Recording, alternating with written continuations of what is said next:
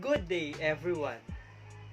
One of the most intimidating aspects of visiting a new country is interacting with a new culture. Actions that are absolutely appropriate in a certain countries are disgustingly offensive in others. So often, travelers forget to research the people of their destination prior to their trip, resulting in what appears to be rude glares and unexplainable snubbing. So in order for us to not offend people in such country, we need to study their culture, communication styles, etiquettes, and practices. So what is intercultural communication? Intercultural communication is the verbal and nonverbal interaction between people from different cultural backgrounds. In other words, it is the process of communicating with people from another culture.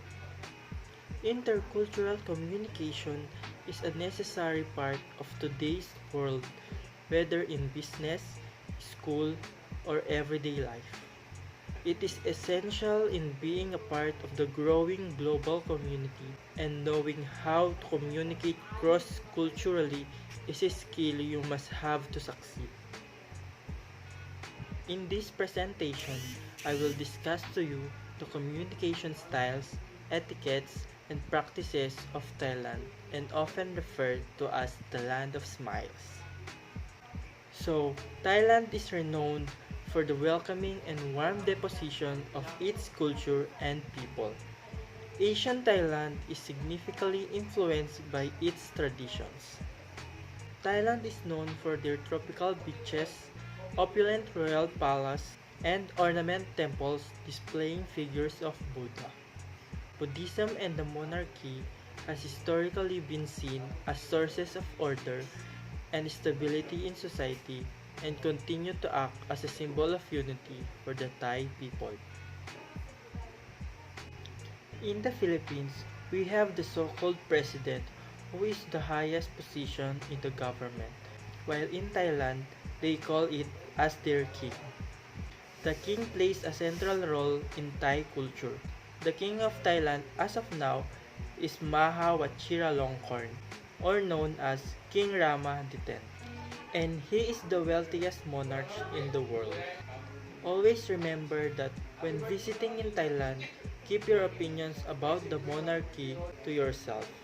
It is not only considered extremely disrespectful to publicly berate the king, but it's actually illegal and has landed many tourists visiting Thailand in prison.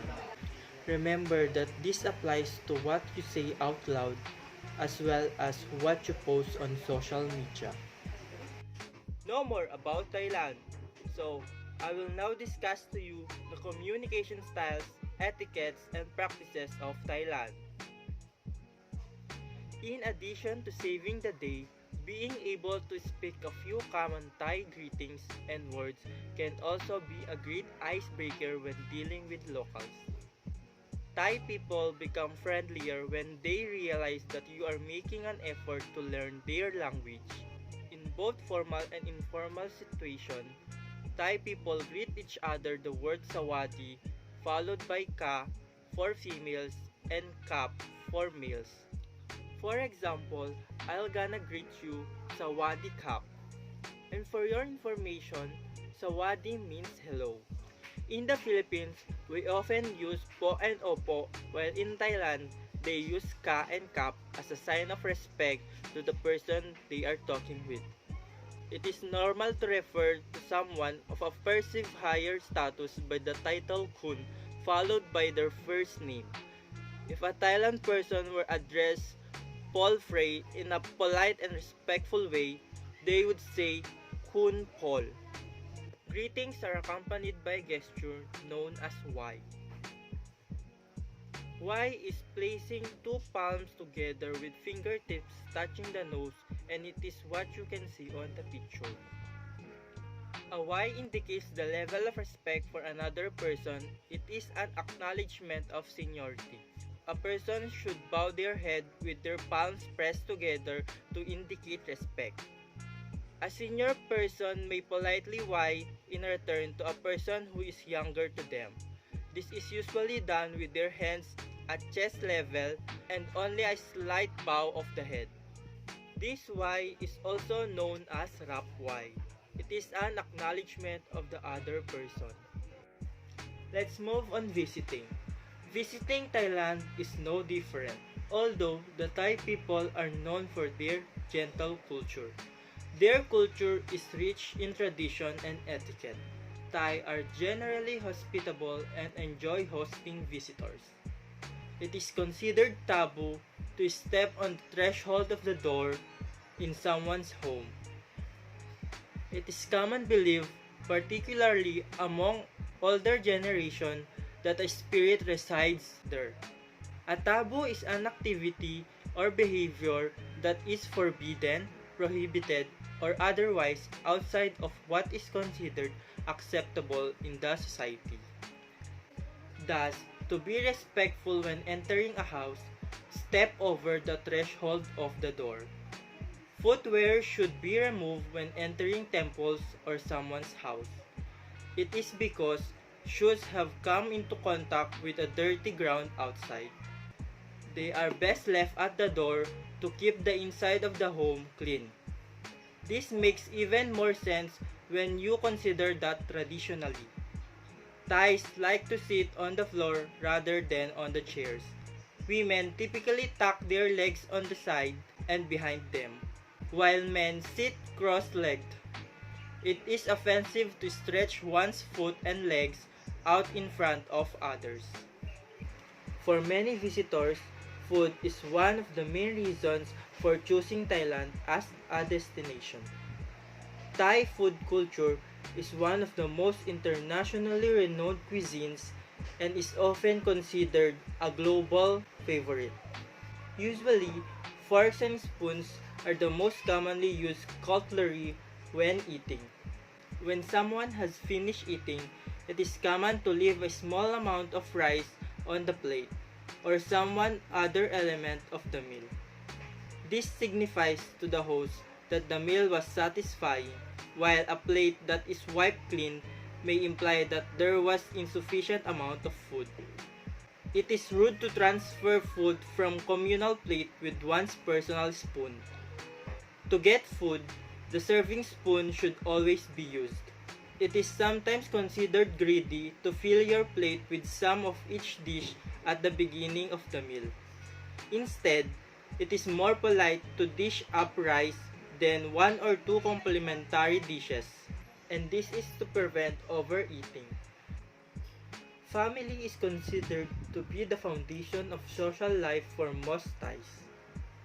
It is common for Thais to live in the home of their parents until they are married, and some newlyweds live with their families until they have children of their own.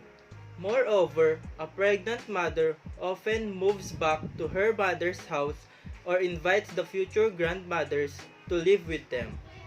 In Thailand, familiar words are often used for other close members of the community and are used to indicate both closeness and respect. There's no word in Thai for cousins, and people refer to cousins as their brothers and sisters. When talking with each other, Thais have words to indicate a person's age using P before an older person's name to show respect and Nong to somebody younger than them. So let's proceed on the behind practices of the names of Thailand. Thai names follow the Western European pattern of a given name followed by a family name. For example, Maha Wachiralongkorn. As what you heard, Thai surnames are often long. As Thai surnames are often lengthy, it is common to refer to people by their first name preceded by Kun, which is non-gender specific equivalent to Mr. or Miss.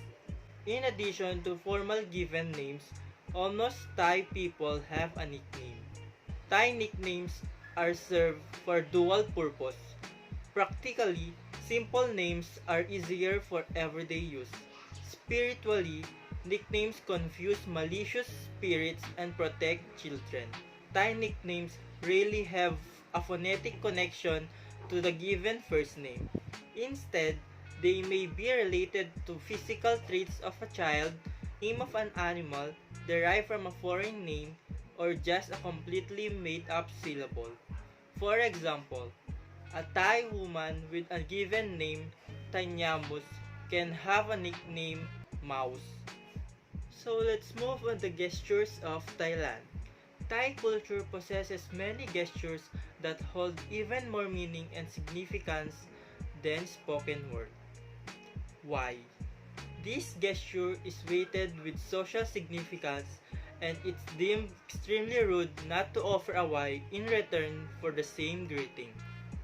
When visiting Thailand, it's important to remember that a thumbs up is a bad gesture because thumbs up is a Thai version of the Western middle finger, and you're essentially sending a different message. Pointing with a single finger is considered to be rude and accusatory. Touching the tip of the index finger and the thumb may simply refers to okay, but don't give this a sign on a Thai because few will take offense, and avoid using it altogether if you'd like to convey utmost respect to those around you. Gift giving. Gift giving in Thailand is often informal, except at weddings or other important events. It is not necessarily expected. However, preparing simple, neatly wrapped gift is a certainly worthwhile gesture of friendship and appreciation. If you are going to give a gift to a Thai friend or host, there are few important things to know. Don't wrap a gift in a black, blue, or green. These are the colors used at funerals and associated with mourning. Only use red colors for gifts among Chinese Thais. It is not common for Thais to open a gift in front of the giver. Fruit, flowers, and candy or chocolates are always safe choices. You may also give books, liquors, or stationery.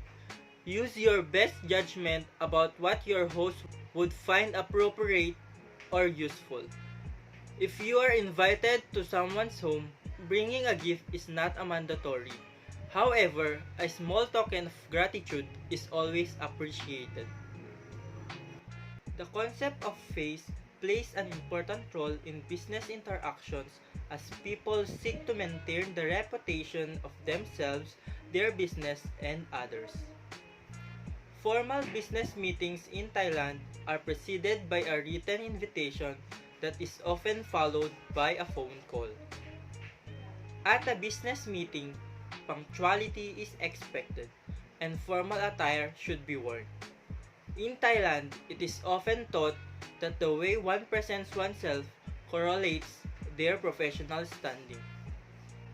It is common to make a small talk before a Thai business meeting, with conversation about family, age, hobbies, and education being the usual topic. Relationships are an important part of Thai business culture and it is considered rude and abrupt to begin talking business without small talk first. Physical and eye contact. In Thai society, men and women seem to be inappropriate to touch each other except they are related relationship. And for you to know, head is considered to be the most sacred part of the body. This is very rude if you place someone's head in Thai culture. Physical contact in Thailand is acceptable among people of the same gender but is usually minimal. Eye contact shows attentiveness to the person talking. When talking to someone, eye contact is necessarily for Thai. It shows respect and makes sure that you are listening. The avoidance of eye contact means insincerity. In Thai culture, avoiding eye contact is the sign of disrespect and disinterest. When being instructed and spoken by a superior, it is respectful to lower one's eyes. Buddhist monks are not supposed to make any physical contact with women. Do's and don'ts. Let's start from the do's. Be sensitive to maintain the face of yourself and your Thai counterpart. To do so, avoid embarrassing someone by criticizing or correcting them in public. Show gratitude through reciprocating favors or good deeds. Remain cool, calm, and collected when interacting with Thais. Raise voice, anger, worry, stress, and other heated emotions are thought to lead to a loss of face in Thailand. If possible, be moderate in displaying of unpleasant emotions. Let's proceed with the don'ts. The first one, avoid standing or looming above the figure of Buddha or an image of the king. Do not point your feet to any image or depiction of the Buddha or the king. Avoid insulting the king or the royal family. Not only it is disrespectful and inappropriate, but it can have a legal consequences in Thailand. Do not assume that all South Asian peoples are the same. There are variety of distinct countries and cultures across the region. Thus, avoid homogenizing those from Thailand with people from neighboring countries such as Cambodia, Malaysia, Laos, and Myanmar. And that's it for my presentation. I hope you have learned from the communication styles, practices, and etiquettes of Thailand. Kapun kap!